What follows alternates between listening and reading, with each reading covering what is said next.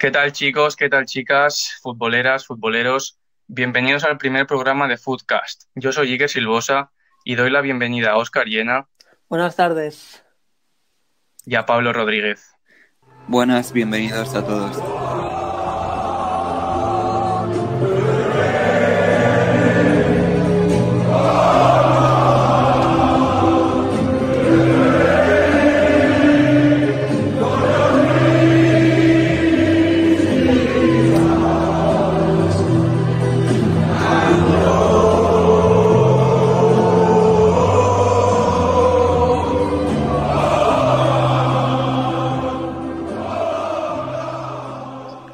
Hoy arrancamos esta nueva aventura futbolística en forma de podcast, donde el fútbol internacional será el principal protagonista. Recorreremos el mundo entero en busca de historias, análisis y curiosidades para contaros. Hoy, en el primer episodio de Footcast, el compañero Óscar dará comienzo al podcast informando algunas noticias de actualidad del mundo del fútbol. Pero sobre todo, hoy nos centraremos en la que para muchos es la mejor liga del mundo. Hablo de la Premier League. Un servidor repasará y analizará la clasificación, y además analizaremos a un equipo que os hemos adelantado esta mañana en redes sociales, y a un jugador importantísimo del mismo equipo que después hablaremos.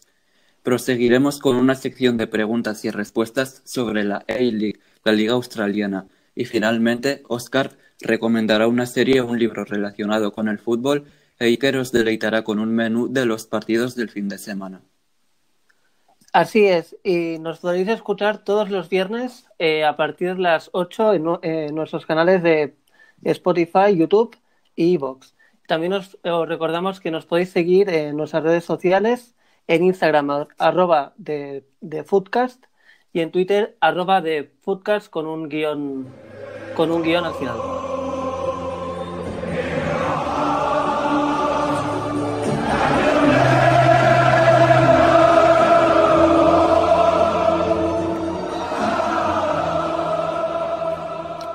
Bueno, vamos a empezar hablando un poco de lo que viene siendo la actualidad del mundo del fútbol, que irremediablemente está siendo afectada por el coronavirus, que ha hecho pues parar gran parte de las competiciones a nivel mundial. Pero aún así, el fútbol nos deja algunas historias, algunas noticias que llaman la atención. Relacionado con el coronavirus, hemos encontrado de anécdotas que un par de anécdotas de equipos de Europa. Entre ellos está el Bolonia, que sus jugadores han estado llamando estos días a todos los aficionados durante el coronavirus, interesándose por ellos, etc. Y el Unión de Berlín, por su parte, gracias a una propuesta de sus aficionados, está recolectando dinero para hacer frente a las pérdidas económicas que tendrá esta crisis y están vendiendo en su página web Frankfurt y bebidas por $2 para que el club pueda recuperar el presupuesto de alguna manera. Pero no todos los países están sin fútbol, sino que sigue en países como Bielorrusia o Nicaragua, donde este fin de semana se seguirá disputando la competición. En Nicaragua tuvo lugar la pasada semana, el pasado sábado, una votación donde los 10 equipos que conforman el torneo de clausura votaron si querían aplazar o no el campeonato. Salió 9 votos para seguir jugando y tan solo un voto en contra, que fue el del Dirianchen, que es el segundo clasificado, en contra de seguir jugando. Entonces, veremos este fin de semana fútbol en Nicaragua, se verá a puerta cerrada como en Bielorrusia. Y por otro lado, si queréis seguir entretenidos con el mundo del fútbol, os recordamos que estos días canales como Gol Televisión, Teledeporte o también los canales de YouTube de las diferentes competiciones como la FIFA o Champions League o el canal de la Champions está retransmitiendo varios partidos históricos, entre ellos finales de mundiales, finales de la Liga de Campeones, para que no nos falte el entretenimiento estos días. Y ahora pasamos a analizar la Premier League, que será el tema principal del primer programa de hoy.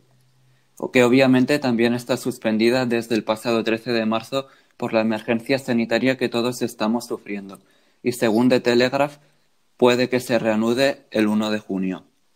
Como todos bien sabréis, el Liverpool ya tiene prácticamente sentenciada a la Liga y es líder con 82 puntos. Recordemos que solo ha empatado una vez en Old Trafford en octubre de 2019 y solo ha perdido una vez también contra el Watford por 3-0. Solamente le faltan 2 victorias para coronarse por fin campeón de la Premier League.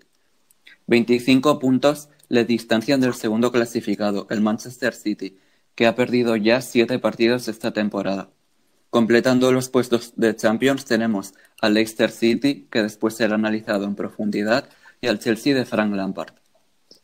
El Manchester de Ole Gunnar Solskjaer, o mejor dicho, de Bruno Fernández, porque vaya irrupción la suya en poco más de un mes en la Premier League, es el quinto clasificado y no pierde desde el 19 de febrero. El Wolverhampton es el último integrante del top 6 y empatado a puntos con los Wolves, que es para mí la revelación del continente esta temporada, el Sheffield United de Chris Wilder.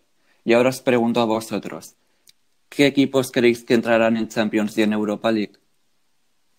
Yo creo, si tenemos en cuenta que se mantiene la sanción al Manchester City y que por tanto el quinto clasificado disputaría la próxima edición de la Champions, los 4 integrantes serían el Liverpool, obviamente, el Leicester City, el Chelsea y luego el Manchester United y el Wolves, porque creo que uno de estos 2 últimos, es decir, o el United o los Wolves, van a ganar también la Europa League y que por tanto van a formar parte del próximo cuadro de Champions League. ¿Tú qué opinas, Óscar? Sí, como decías, hay que tener en cuenta, ¿no?, que el segundo puesto, en el caso de, bueno, que se mantenga esa sanción al City, pues quede desierto, por decirlo de algún modo, y los puestos de Champions se retrasen al quinto clasificado. Yo creo que sí que pueden haber alternancias entre la tercera, la cuarta, la quinta posición, pero yo veo favoritos al Leicester, Chelsea y Manchester, y también en el caso que gane la Europa League un equipo inglés, como que también puede ser, está bastante encarado que lo haga. Yo creo que estos equipos que hemos comentado, indiscutiblemente. Bien, al Sheffield United de Chris Wilder le sigue un Tottenham mermado por las bajas de Harry Kane, Heung-min-son y Eriksen, y un esperanzador Arsenal de Mikel Arteta que acumula 13 partidos sin perder. El Burnley también está completando una gran temporada y es actualmente el 10º clasificado. En la 11ª posición se encuentra el Crystal Palace y le siguen Everton, Newcastle United, Southampton, Brighton, West Ham, Watford y en posiciones de descenso Bournemouth con 27 puntos, los mismos que Watford y West Ham, el Aston Villa con 25 y el Norwich con 21. Os vuelvo a preguntar, ¿qué equipos creéis que descenderán a Championship este año? Es cierto que la pelea por el descenso, por la salvación, está muy igualada, quizá incluso más que la pelea por Europa, y yo creo que hasta la última jornada no vamos a tener el resultado definitivo. Pero si tengo que decir 3 a día de hoy que son los que yo creo que van a descender, son el Norwich, el Bournemouth y el Watford. Es decir, confío y creo en que el Aston Villa se va a salvar, tiene aptitudes para hacerlo y creo que va a ser el que mejor parado va a salir de esta pelea. Sí, como decías, yo creo que también puede salir bastante bien parado el Aston Villa, pero discrepo un poco. A mí, bueno, personalmente tengo esa devoción con Gerardo Lofeu y me gustaría que se salvara el Watford, pero sí que es verdad que el Aston Villa tiene recursos para salvarse, y yo Bournemouth y Norwich yo los veo bastante decantados al descenso. Yo, Iker, estoy completamente de acuerdo con tu opinión y creo que Bournemouth, Watford y Norwich City descenderán. Y ya para acabar, una pregunta que a mí personalmente me ha parecido bastante difícil. ¿A qué equipos beneficia y a cuáles perjudica este parón por el coronavirus? Sí que es cierto que es complicado responder a esto porque al fin y al cabo podemos tener una idea, pero realmente no sabemos si los problemas que tienen algunos equipos se van a solucionar con 2 meses de parón o si van a aumentar estos problemas, ¿no?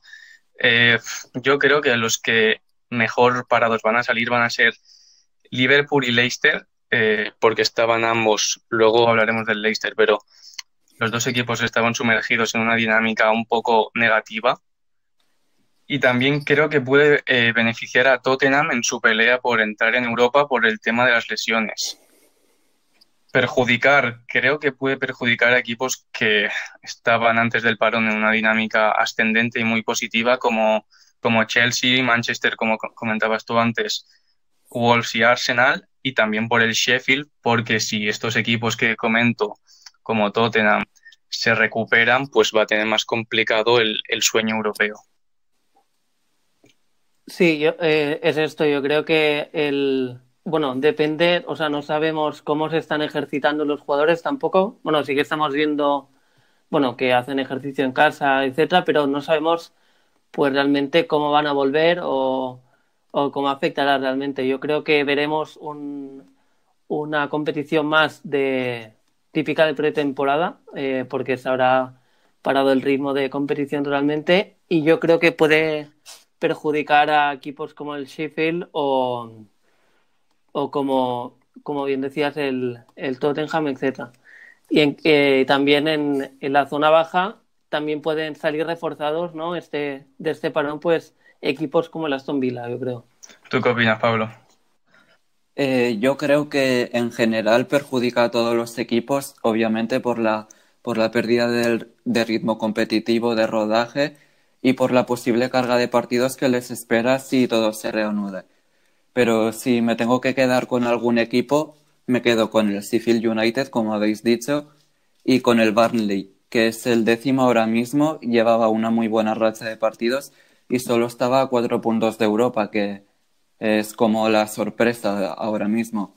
Para seguir en tu línea, que los equipos estos que están dando la sorpresa como Sheffield y Burnley, al final van a ser los más perjudicados por eso, porque se les corta la buena dinámica, que es difícil de conseguir en equipos que no están acostumbrados a pelear por estos objetivos, y también porque, como comentaba antes, porque si equipos como Tottenham, que tiene lesiones importantes y que estaba jugando mal, se recupera, pues también es un aspirante más y por lo tanto una complicación extra. Sí, así es. Y que beneficie a algunos equipos, me quedo con el Aston Villa, que estaba en una mala racha de resultados y creo que puede remontarla. El Leicester, más de lo mismo, pese a que sigue en la parte alta de la clasificación. Y también me quedo con el Manchester United y el Tottenham porque cuando todo se reanude puede que hayan recuperado sus jugadores lesionados. Bueno, ahora, siguiendo la línea del análisis de la Premier League, nos vamos a centrar en un conjunto que es el Leicester City, por el cual yo personalmente tengo muchísima devoción y porque ha sido una de las sorpresas, una de las revelaciones de la temporada. Quizá no ha sido tan sorpresa como el caso del Sheffield que comentábamos antes, porque ya hemos visto al Leicester ganar una liga, pero no es habitual, no es muy habitual ver a los Foxes pelear por puestos de Champions, incluso por la segunda posición, y por eso nos hemos decantado por el conjunto de Brendan Rodgers. La temporada de los Foxes ha estado dividida en 2 tramos, quizá. Arrancó de una manera espléndida, arrancó con un sprint brutal, casi inalcanzable, y yo dividiría estos 2 tramos en el día 21 de diciembre. Es decir, en estas primeras 17 jornadas, el Leicester tan solo pierde 2 partidos, que uno son Old Trafford y otro en Anfield, poniéndole las cosas muy complicadas tanto a Manchester United como a Liverpool. Disputaban partidos muy, muy divertidos de ver. Jugaban a un juego muy vertical, muy directo, sin llegar a utilizar el balonazo, ni el juego que utilizaba antes de Claudio Ranieri, tan defensivo y tan de contragolpes, sino que es más un juego combinativo, un juego poquito de posesión y de ataques rápidos, directos, con muchos movimientos. Y eso es lo que decía, era un equipo muy divertido de ver y también ayudaba a que los jugadores estaban en una gran dinámica. Por ejemplo, Jamie Vardy consiguió una tremenda racha de goles. A día de hoy sigue siendo el pichichi de la Premier. Incluso vimos partidos espectaculares como el 0-9 al Southampton en St. Mary's. Y luego llega el tramo este de Navidad tan famoso en Inglaterra, donde hay un gran cúmulo de partidos en muy pocos días. Y yo he puesto la separación el día 21 de diciembre porque es el primer partido que pierden en esa etapa. Es en la jornada 18, visitan el Etihad y pierden por 3-1. A raíz de aquí empiezan a perder esos partidos.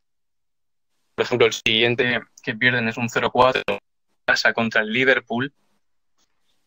Y, como digo, empiezan a encadenar distintos malos resultados. Por ejemplo, pierden también contra Southampton, contra Norwich, contra el propio Burnley.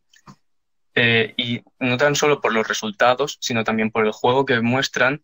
Vemos que no es tan espectacular como al principio, que no impresionan tanto, que los rivales ya saben cómo jugarle. Y aquí Brendan Rodgers se siente un poco estancado, empieza a variar un poquito algunas tácticas que no resultan muy fructíferas, pero esto lo comentaremos después. Y para dar datos, estos 12 partidos siguientes hasta llegar al día de hoy, pierden 5, empatan 2 y tan solo ganan 5, lo cual les hace perder la segunda posición, pero con el colchón de puntos que habían conseguido en el primer tramo, no peligra mucho los puestos de Champions. También hay que decir que en este segundo tramo se les juntan diversos elementos negativos, como por ejemplo la lesión de Wilfred Ndidi o la mala dinámica de Jamie Vardy, que está 8 partidos consecutivos sin anotar ningún gol y además también luego está otros 3 lesionado. Para mí estos 2 jugadores son los 2 más importantes del esquema de Brendan Rodgers. Luego hablaremos de Wilfred Ndidi porque su trascendencia en el juego del Leicester es brutal, y al igual que Jamie Vardy, que como digo, a día de hoy sigue siendo el pichichi. Hay que decir también que en el último partido de Premier, en la última jornada que se enfrentan al Aston Villa, vuelve de repente, así por arte de magia, el Leicester tan espectacular de principios de temporada y le endosan un 4-0 y nos encontramos a día de hoy que se mantiene en la tercera posición, como digo, sumergidos en plena pelea por estar en la próxima edición de la Champions League. Y bueno, ahora entramos en el apartado más táctico. La formación que más utiliza Brendan Rodgers desde el principio de temporada es una especie de 4-5-1 con Schmeichel en la portería, con Ben Chilwell de lateral izquierdo, Ricardo Pereira lateral derecho. Los laterales son fundamentales en los ataques de los Foxes. En el centro de la zaga, tenemos a Kaglar Soyuncu, la revelación quizá de la temporada en cuanto a centrales, y a Johnny Evans. En el centro del campo tenemos un doble pivote formado por Wilfred Ndidi y por Juli Tielemans, y en la media punta el talentoso y joven Maddison, por la derecha el español Ayoce Pérez, por la izquierda Harvey Barnes y arriba el matador Jamie Vardy. Es cierto que hay un tramo de la temporada y un momento en el que Nacho muestra una versión del jugador que todos pensamos que podía llegar a ser, entra en una buena dinámica y Brendan Rodgers cree que es momento de incluirle en el 11 inicial. Para ello, porque obviamente no va a quitar a Jamie Vardy, que es su mejor jugador, lo que hace es adaptar el sistema y lo cambia a un 3-5-2, poniendo tanto a Jamie Vardy como a Nacho en la punta. Este sistema le dura 2 partidos porque ya ve que no es fructífero, que no le sirve y que no beneficia a nadie más del equipo. Es decir, de repente el Leicester se muestra muy perdido por el campo, no se han sabido adaptar a los 3 centrales. Tampoco tiene el tercer central, es Wes Morgan, y pese que hace 2 años sí que estaba en un nivel altísimo, a día de hoy pues no es lo mismo, tampoco tiene centrales suplentes, es decir, no lo ve productivo y vuelve al 4-5-1. Y os pregunto a vosotros, ¿creéis que es mejor este Leicester que el Leicester que fue de Claudio Ranieri? Yo creo que en cuanto a juego, yo creo que sí que es mejor este que el de 2016, pero en cambio me quedo por mérito bueno, por mérito más que nada con el de Ranieri, que pese a no tener un juego tan vistoso, consiguió pues tras el ascenso del Leicester pues hacer saltar la sorpresa. Así que yo por nombres, etcétera, yo quizá me quedaría con el de la 2015-2016, pero a nivel de juego y sensaciones, quizá el de Brendan Rodgers. Yo creo que es mejor también el Leicester City actual que el de la temporada 2015-2016, que fue campeón, porque es un equipo más completo en todas las fases del juego, en salida de balón, en presión tras pérdida, en los ataques posicionales, etcétera, etcétera. Y sí que es verdad que le doy más mérito al Leicester de la 2015 y 2016, que a lo mejor sí que era más peligroso en las jugadas a balón parado, pero sí creo que el Leicester actual es mejor. Brendan Rodgers creo que es mejor entrenador tácticamente que Ranieri y me quedo con el de ahora. Os pregunto ahora, si vosotros fueseis entrenadores, ¿qué estilo de juego utilizaríais? También imagino que dependería muchísimo de los jugadores de los que dispusieseis, pero si pudieseis elegir vosotros uno, ¿con cuál os quedaríais? Yo me quedo más con este juego atrevido, atractivo. Bueno, he sido siempre más de este tipo de juego. Evidentemente para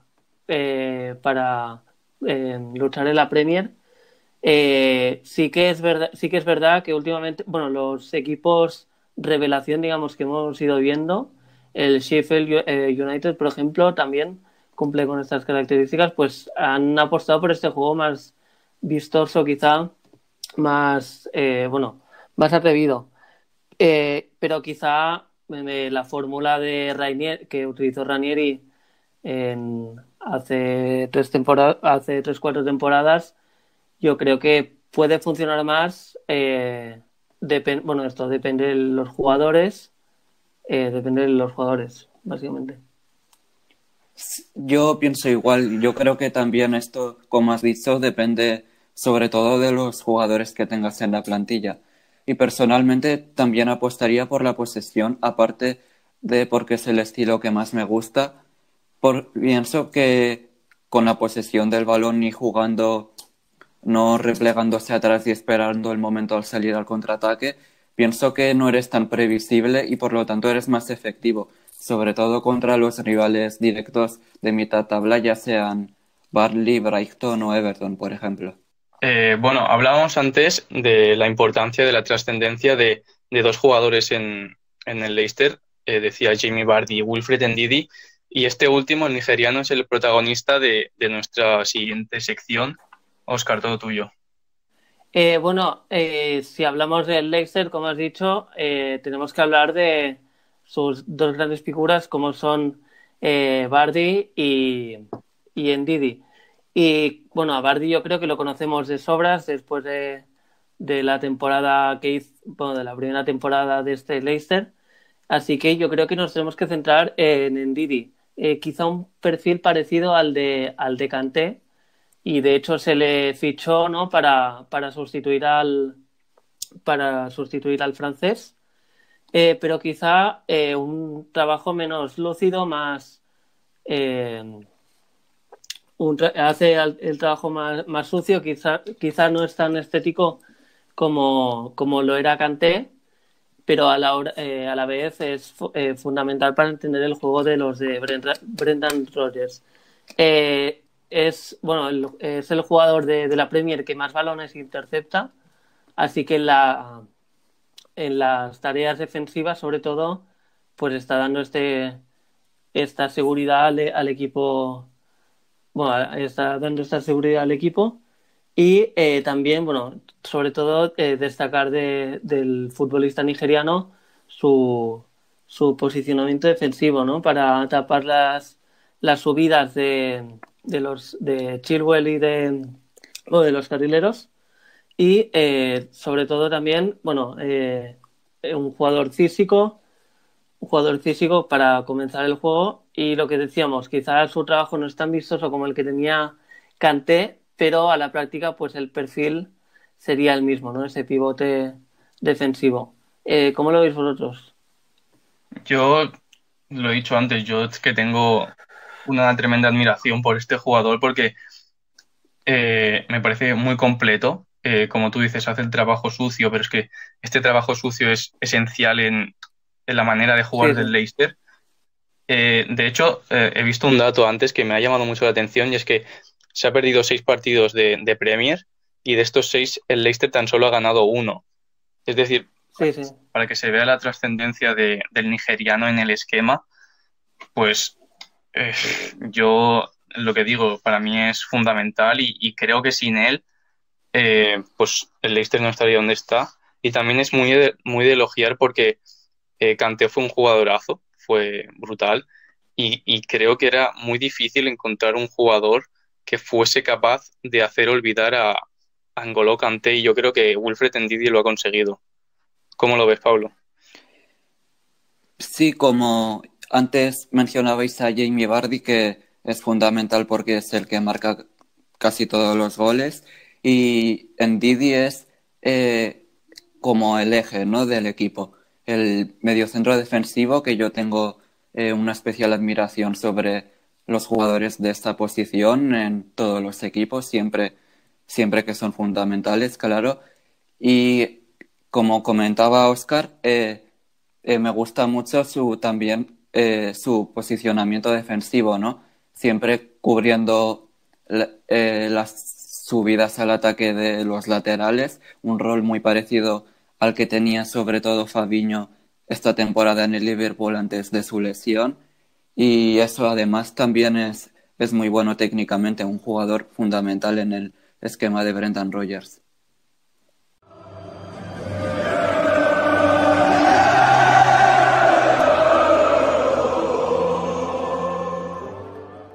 Pues pasamos a la sección de la A-League, la Liga Australiana, que es una de las últimas ligas que ha parado por el coronavirus. La A-League está formada por 11 equipos, 10 de Australia y uno de Nueva Zelanda, el Wellington Phoenix. No hay ascensos ni descensos y se juegan 27 jornadas desde octubre hasta abril. El primer clasificado se lleva el título de la fase regular y junto al segundo clasificado pasa directamente a las semifinales del playoff por el título que completan el tercer, cuarto, quinto y sexto clasificados. Los 6 primeros clasificados, como decía, juegan el playoff a partido único y con el factor campo favorable al mejor posicionado en la fase regular.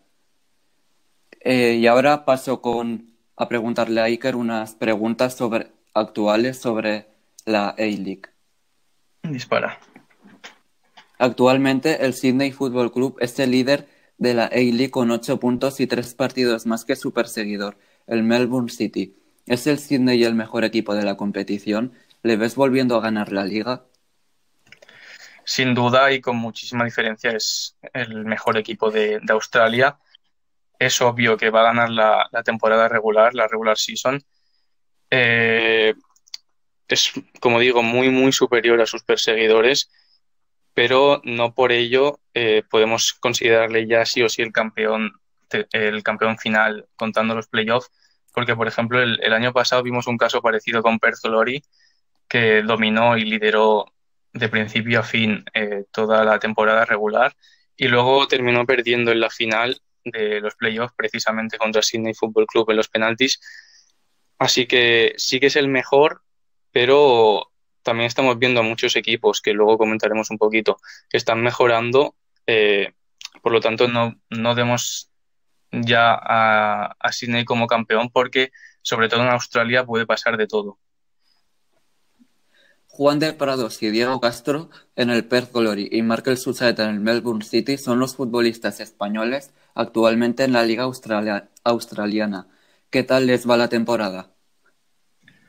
Bueno, en el caso de tanto de Juan de Prados como de Diego Castro, que como comentas, ambos están en Perth Glory, son dos casos totalmente opuestos, porque el técnico de Perth Glory, que es Anthony Popovich, utiliza una formación un poco curiosa, que es un 3-4-1-2, y empezando por Juan de Prados, él ocupa la posición de mediocentro defensivo, como comentamos antes con Wilfred Ndidi parecido. Entonces, su juego no es tan vistoso, no es tan atractivo. La I-League es una competición de idas y venidas, de un juego muy directo y muy divertido de ver. Por lo tanto, no, a nivel mediático, pues Juan de Prados es quizá de los tres que comentabas el que menos trascendencia tiene, pero sin embargo, eh, sí que Anthony Popovich lo utiliza siempre, por lo tanto, es importantísimo en el esquema de Perth Glory. Diego Castro es todo lo opuesto, como comentaba, porque en un juego, como digo, tan directo, tan atractivo, pues se necesitan jugadores diferenciales, jugadores rápidos, y Diego Castro es quien lleva la batuta de Perth Glory, es uno de los ídolos tanto de Perth como de Australia en general. Eh, Él es quien lleva a cabo esa transición defensa-ataque, el protagonista de los últimos pases, lleva 8 asistencias, es el máximo asistente de la competición y es uno de los jugadores, uno de los únicos jugadores a nivel nacional incluso que es capaz de hacer jugadas individuales que decidan partidos. Luego, en el caso de Markel Susaeta, lleva muy poco tiempo en Australia, llegó en el pasado mercado invernal.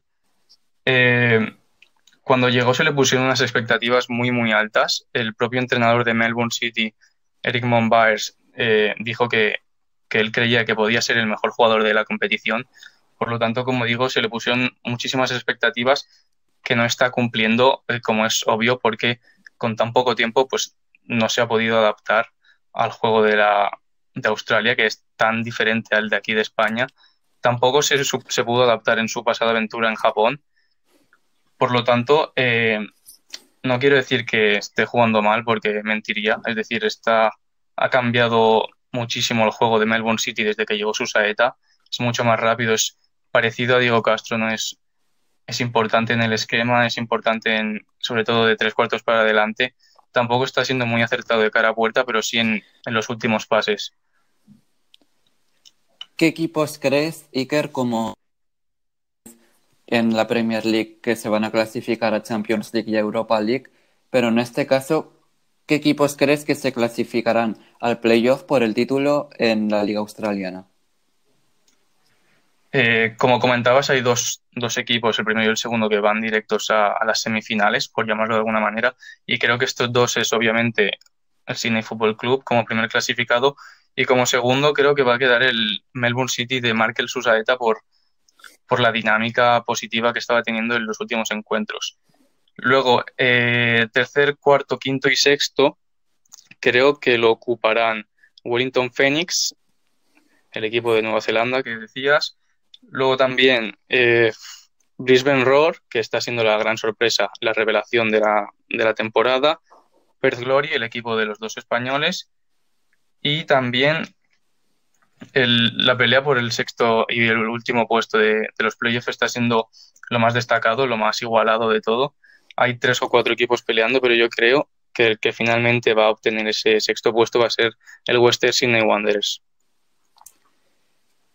¿Quién es el mejor jugador de la competición? Es cierto, hay muchísimos jugadores muy interesantes. Hay 2 o 3 delanteros que se mueven ahí en los 18, 17 goles. Esto es una opinión muy personal, pero a mí el que más me gusta es Adam Le Fondre, que es el delantero de Sydney Football Club, el segundo máximo anotador de la competición, lleva 17 goles y una asistencia. Su estilo de juego es si se me permite la comparación, muy parecido al de Paquito Alcácer, es decir, es un delantero bastante polivalente que quizá es capaz de rematarte una nevera o de hacerte un desmarque en una baldosa. También es capaz de regatearte, es decir, es muy hábil con el balón en los pies. Por lo tanto, y por esta polivalencia, pues me quedo con Adam Le Fondre. Y ya para acabar con las preguntas sobre la liga australiana, jugador joven que puede dar el salto a una liga mayor. Quizá no a corto plazo, pero en las últimas jornadas se ha hablado mucho de Mohamed Touré, que es un jugador de Adelaide United, que es el jugador más joven en debutar y en anotar en la A-League, porque debutó con 15 años, ahora ya ha cumplido los 16 hace un par de semanas, es decir, es del 2004 y ya está sorprendiendo, ya lleva 2 goles en 223 minutos, es decir, 0,8 goles por partido, y lo veo un tipo muy, muy completo, porque pese a ser tan joven, es bastante alto, quizá ronda el 1,85 m. Es un tipo que corre, que tiene una zancada increíble, que tiene buena conducción, es decir, no es muy torpe, como es habitual en los jugadores altos, y que también sabe utilizar muy bien su cuerpo para regatear, para proteger el balón. Quizá, si puedo compararlo con alguien, es, salvando las distancias, parecido a Iñaki Williams.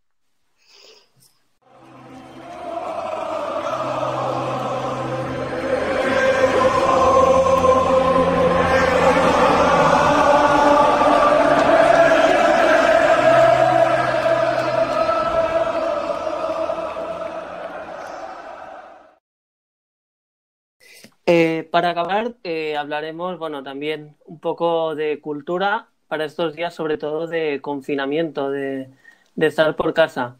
Hoy os hacemos una recomendación muy adecuada con lo que hemos estado hablando durante este programa, que es la Premier League. Y no es otra serie que la de The English Game de Netflix, un juego de caballeros en español que narra el inicio del fútbol profesional en Inglaterra, el fútbol tal y como lo conocemos hoy. Lo hace a través del primer jugador, considerado primer jugador profesional, que es el Fergus Sutter, que llegó al Darwin United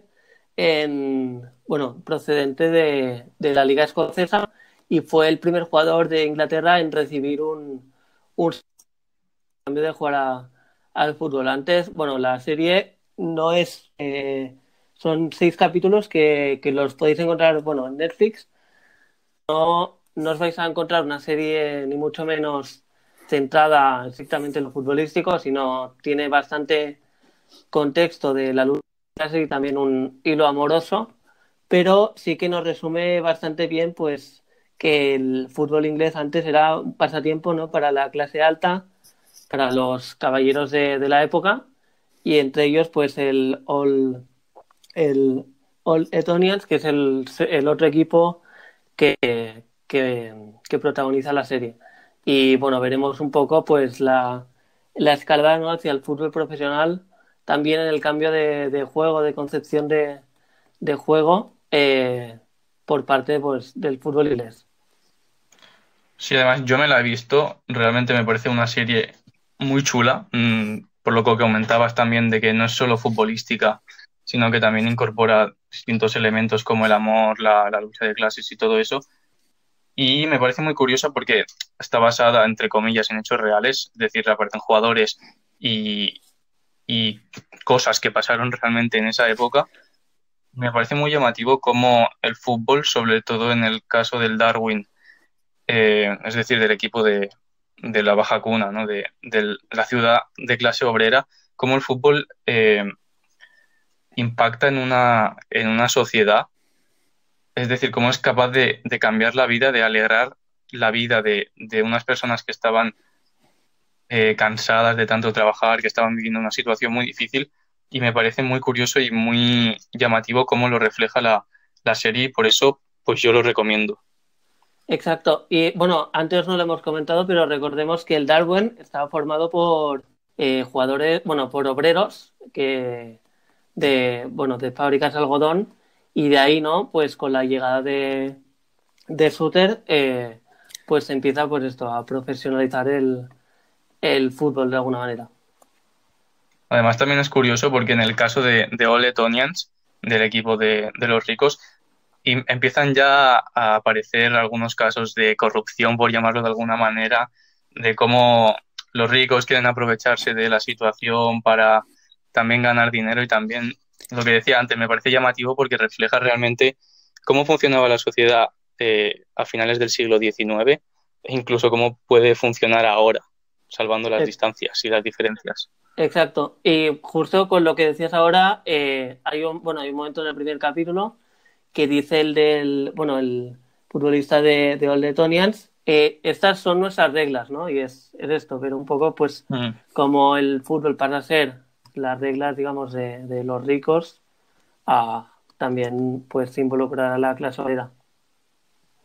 Sí, claro, además también como vemos que les asusta el hecho de que simples obreros, que para ellos son nada, son insignificantes, pues que gente que para ellos son una mierdecilla, que les estén arrebatando el poder de algo tan mediático como el fútbol, ¿sabes? Me parece muy curioso. La recomiendo, desde luego. Bueno, Óscar os comentaba una serie que podéis ver durante estos días de confinamiento. Ahora yo os voy a decir el menú de este fin de semana, que también puede servir como pasatiempo y como diversión y como descubrimiento de nuevas temporadas que seguramente no son las más habituales que ve la gente, porque este fin de semana tan solo tenemos en activo 2 competiciones, que son la de Bielorrusia y la de Nicaragua. La Liga de Bielorrusia, es la segunda jornada, que empieza hoy mismo viernes. Sin embargo, los partidos destacados se disputan mañana, los 3. El primero de ellos es el Sluts versus Dinamo de Brest, que es el vigente campeón y que empató el primer partido. Por lo tanto, veremos a ver cómo se le da esta temporada. Luego a las 5 tenemos el otro partido destacado, que es el Derbi de Minsk, el Fútbol Club Minsk contra el Dinamo de Minsk. Y entre estos 2 partidos tenemos quizá el equipo más conocido de allí de Bielorrusia, que es el Bate Borisov, que visita el Slavia de Mostar. En el caso de Nicaragua, como comentaba antes Óscar, se disputarán a puerta cerrada, y el partido más destacado de esta 10ª jornada es el que enfrenta a los 2 primeros clasificados, que son el Managua Fútbol Club y el Dirianjen. Hay un punto de diferencia entre ambos, por lo tanto es un partidazo importantísimo de cara a la pelea por el título. Y también otro dato curioso es que en el Managua Fútbol Club hay un jugador español, que es el mediocentro titular del equipo, que se llama Pablo Gallego. A 1 punto del segundo clasificado y a 2 puntos del primer clasificado está el Real Estelí, que juega después de este primer partido y recibe al último clasificado, que sin embargo no hay que subestimarle porque la semana pasada empató al Dirianjen, que como decimos es el segundo clasificado, por lo tanto tenemos 2 auténticos partidazos. ¿Os vais a ver alguno o qué? Pues yo intentaré el partido este, Managua contra Dirianjen, tiene buena pinta. ¿Tú qué, Pablo? ¿Verás alguno o qué? Seguramente alguno de la Liga de Bielorrusia. Alguno Sí. caerá. Pues hasta aquí el primer episodio de The Footcast. Gracias, Iker, gracias, Óscar. Esperamos que os haya gustado y hasta el viernes que viene. Hasta la próxima.